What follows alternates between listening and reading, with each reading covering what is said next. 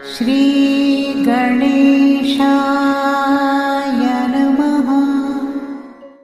आप कार्यक्रम देख रहे हैं केवल ज्योतिष ज्ञान, हर समस्या का समाधान। आप सभी का इस कार्यक्रम में हार्दिक अभिनंदन है।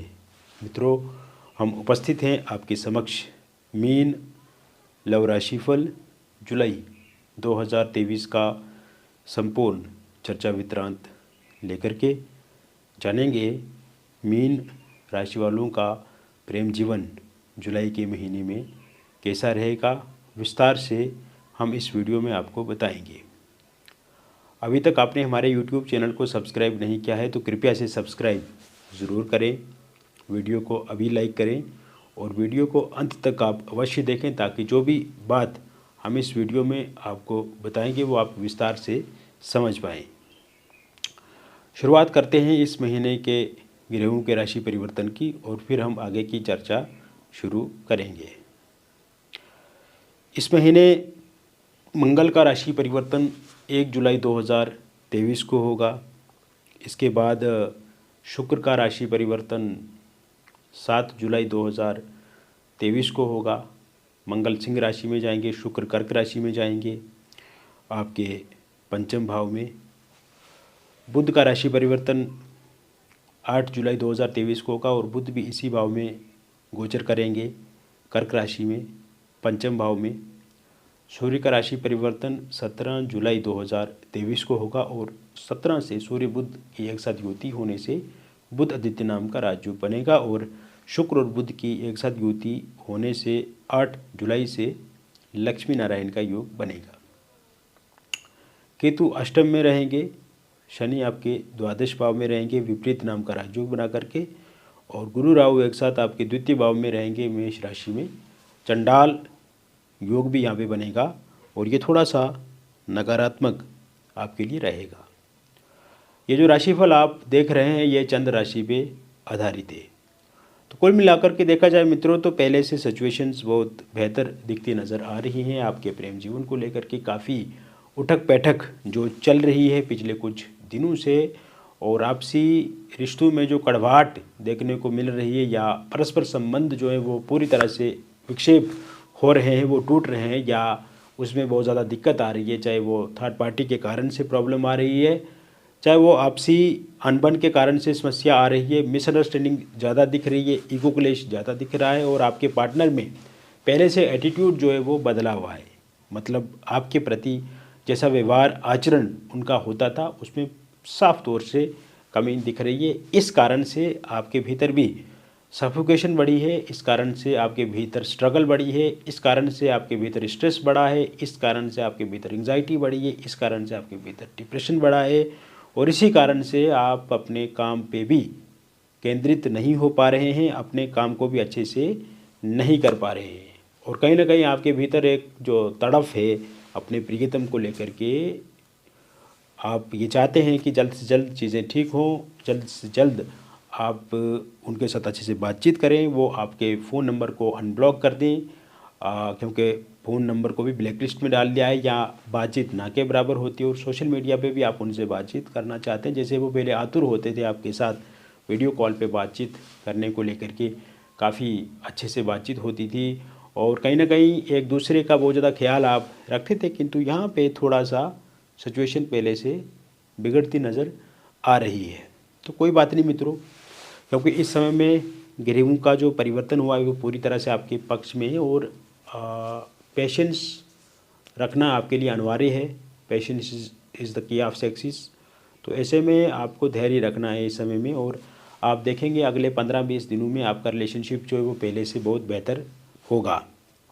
और इस समय में पूरी तरह से अगर बातचीत आपकी बंद है मित्रों तो आपकी बातचीत चालू हो जाएगी और नो कांटेक्ट सिचुएशन पूरी तरह से समाप्त होगी, लॉन्ग डिस्टेंस ख़त्म होगा। आप देखेंगे आपके पार्टनर इस समय में आपको लेकर के बातचीत करने के लिए उत्सुक नज़र आएंगे। उनके भीतर वो जो जो समस्या आई है आपको लेकर के या जो मिसअंडरस्टैंडिंग है, क्योंकि छोटी छोटी बातों को लेकर के मिसअंडरस्टैंडिंग ज़्यादा है, लड़ाई झगड़ा ज़्यादा है, तो ऐसे में एक टेबल पे आकर के आप बातचीत करेंगे और वहाँ से चीज़ें ठीक होती हुई दिख रही हैं। इस महीने के अंत तक आते आते नो कॉन्टैक्ट सिचुएशन पूरी तरह से समाप्त होगी। इस महीने के अंत तक आते आते आपका पेचअप हो जाएगा अगर ब्रेकअप हो गया है। इस महीने के अंत तक आते आते आप देखेंगे यद्यपि थर्ड पार्टी के कारण से दिक्कत परेशानी आ रही है आपके प्रेम जीवन में, तो उस थर्ड पार्टी से भी आपको निजात मिलेगी। थर्ड पार्टी के रूप में अगर फैमिली मेम्बर्स हैं, उनके कोई रिलेटिव हैं, कोई दोस्त हैं, तो वो भी चले जाएंगे। और थर्ड पार्टी जाने के बाद भी आप देखेंगे कि उनके अंदर आपको लेकर के काफ़ी चीज़ें सकारात्मक और बहुत ज़्यादा हित में रहेंगी। इसके अलावा इस समय में जो सिंगल लोग हैं उनको भी कोई ना कोई प्रस्ताव, कहीं ना कहीं से प्रस्ताव प्रपोज़ल मिलेगा। वो किसी के साथ रिलेशनशिप में आ सकते हैं। और इस समय में अगर आप कोई जॉब करते हैं, आप कहीं बिजनेस करते हैं अपना, कोई कहीं पब्लिक प्लेस पे आना जाना रहता है, कहीं गार्डन में आना जाना है, पार्क में आना जाना है, या फिर आप ऐसी टूर ट्रेवल वाली जगहों पे जा रहे हो जहाँ पे लोगों की भीड़ भाड़ ज़्यादा रहती है, तो वहाँ से कोई प्रपोज़ल आपको मिल सकता है। किसी अननोन व्यक्ति के साथ आप आगे बढ़ सकते हैं। वही ऑनलाइन माध्यम से भी किसी के साथ आपका संपर्क हो सकता है, वार्तालाप शुरू हो सकती है। तो ऐसे में वहाँ से आपके रिश्ते की एक नई शुरुआत हो सकती है। ये रिश्ता काफ़ी अच्छा रहेगा। हालांकि आपको शुरुआती समय में सब कुछ उनके साथ शेयर नहीं करना है, सब कुछ उनके साथ बताना नहीं है। और जितना हो सके इस समय में आपको एक तो फाइनेंशली अगर आपने पैसा उधार देने के लिए वो कहें तो उससे बचना है। और संबंध नहीं बनाने हैं, शारीरिक संबंध बनाने से आपको बचना है। ये चीज़ों से आपको इस समय में बचना है। किसी भी प्रकार की ज़्यादा चीज़ों को आदान प्रदान नहीं करना है उनके साथ। और विशेषकर 1.5-2 महीने तक खाली नॉर्मल बातचीत करनी है। और उसके बाद जब आप उनको अच्छे से जान लें, पहचान लें, समझ जाएं, तो फिर आप आगे बढ़ें तो वो आपके लिए अच्छा रहेगा। वही वो लोग जो वन साइड लव करते हैं किसी के साथ, और वो चाहते हैं कि जिन्हें वो मन ही मन में चाहते हैं, तो वो भी उनको चाहें, वो भी उनसे बातचीत करें, वो भी उनसे प्यार करें। तो इस समय में इस प्रकार की संभावना, समय में इस प्रकार के योग पूर्णता बने हुए हैं। तो ऐसे में आप अगर ये सब चीज़ें चाह रहे हैं तो धीरे धीरे आपके जीवन में एक परिवर्तन आएगा। और जिन्हें आप मन ही मन चाहते हैं, विशेषकर उनके जीवन में आपके प्रति बहुत अच्छा परिवर्तन देखने को मिलेगा। और इस परिवर्तन में उनके मन में आपको लेकर के जगह होगी, उनके मन में आपके लिए प्रेम होगा, करुणा होगी, वात्सल्य होगा, कंपैशन होगा, सिंपैथी होगी। तो आप भी आगे बढ़ेंगे। अब आपकी जो मुराद है, आपकी जो मनोकामना है, वो भी पूर्ण होती हुई दिख रही है। इसके अतिरिक्त जो लोग इस समय में वैवाहिक हैं और वैवाहिक जीवन में समस्या आ रही है, हस्बैंड वाइफ के बीच में छोटी छोटी बातों को लेकर के लड़ाई झगड़ा हो जाता है, परेशानी हो जाती है, तो इससे आपको पूर्णतः बचने की कोशिश करनी है। और लड़ाई झगड़ा ज़्यादा हो गया है और आप एक दूसरे के एंटी अगेंस्ट हैं इस समय में, और आप अलग हो चुके हैं। और यहाँ पे जो मैं देख रहा हूँ, तो इस समय में अगर हस्बैंड वाइफ के बीच में बहुत ज़्यादा लड़ाई झगड़ा है और आपकी वाइफ आपको छोड़ करके चला गई है, तो ज़रूर बातचीत से चीज़ें आपकी ठीक होती हुई दिख रही है। अगर आपकी आने वाले समय में कोई काउंसलिंग वगैरह होती है तो उसमें भी आपको फ़ायदा मिलेगा। साथ ही साथ अगर वाइफ आपकी छोड़ करके चला गई हुई तो उनके मन में भी आपको लेकर के सकारात्मक विचार आएंगे। और इस समय में वो वापस ज़रूर आएंगे आपके पास। लेकिन इसके लिए आपको अपनी ओर से भी अच्छा करने की कोशिश करनी है। और आपकी वाइफ की माता पिता की ओर से रिश्ते में इंटरफेरेंस है, या उनके किसी रिलेटिव की ओर से इंटरफेरेंस है, तो ये भी समाप्त होती हुई दिख रही है। या हस्बैंड की माता पिता या हस्बैंड की फैमिली वाले आपको परेशान करते हैं, टॉर्चर करते हैं, पीड़ित करते हैं, दहेज के लिए आपको ये सब चीज़ें बोलते हैं, या इस तरह की गतिविधि होती है, तो उसमें भी कमी देखने को मिलेगी। या आप दोनों में किसी प्रकार की कोई थर्ड पार्टी है, इस कारण से ये सब चीज़ें हो रही हैं, तो वो ठीक होता हुआ दिख रहा है। एक्स्ट्रा मैरिटल अफेयर है तो वो ठीक होता हुआ दिख रहा है। तो कुल मिलाकर के चीज़ों को समझने की कोशिश कीजिए। लड़ाई झगड़े से लड़ाई झगड़ा पैदा होता है, और अगर आप एक दूसरे को समझेंगे, एक दूसरे के प्रति अनुकूल व्यवहार करेंगे, हस्बैंड वाइफ के प्रति सपोर्टिव रहेगा, वाइफ हस्बैंड के प्रति सपोर्टिव रहेगी, तो ऐसे में ये चीज़ें ठीक होती हुई दिख रही हैं।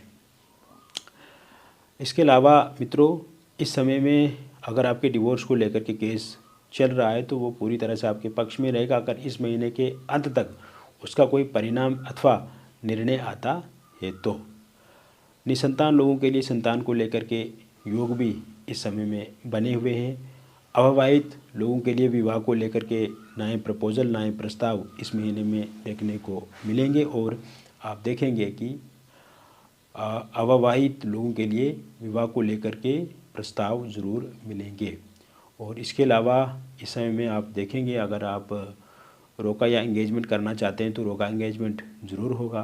पहले से अगर आपने रोका या एंगेजमेंट किया हुआ है और वो टूट गया था किसी कारण से और वहीं पे आप शादी करना चाहते हैं या आप चाहते हैं कि वो फिर से बातचीत आगे बढ़ाएं, तो बातचीत आगे बढ़ सकती है 7 जुलाई 2023 के बाद।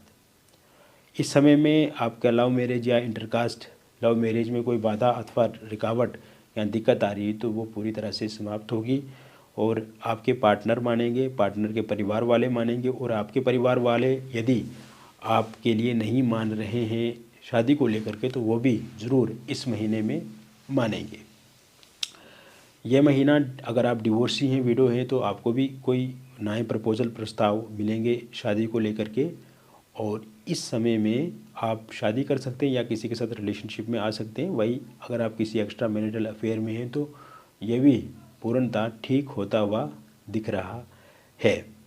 तो मित्रों, मैंने विस्तार से आपको बता दिया मीन लव राशिफल जुलाई 2023 का। अगर आपके जीवन में किसी प्रकार की कोई समस्या या अथवा परेशानी है और व्यक्तिगत रूप से आप हमसे परामर्श प्राप्त करना चाहते हैं तो दिए गए नंबर पे आप हमसे जुड़ें, संपर्क करें और आपका नाम, जन्म तिथि, जन्म का स्थान और जन्म का समय चाहिए हमें। अगर ये डिटेल सही से पता नहीं है तो आप अपनी हस्तरेखाओं की फ़ोटो अथवा अपनी फेस की फ़ोटो के माध्यम से भी जानकारी प्राप्त कर सकते हैं। जो भी जानकारी आप हमसे साझा करेंगे उसे किसी भी प्रकार से लीक नहीं किया जाता है, वो पूरी तरह से सुरक्षित रहती है और कोई भी बातचीत हमारे बीच में अगर होती है तो वो भी पूर्णतः सुरक्षित रहती है। बहुत बहुत धन्यवाद।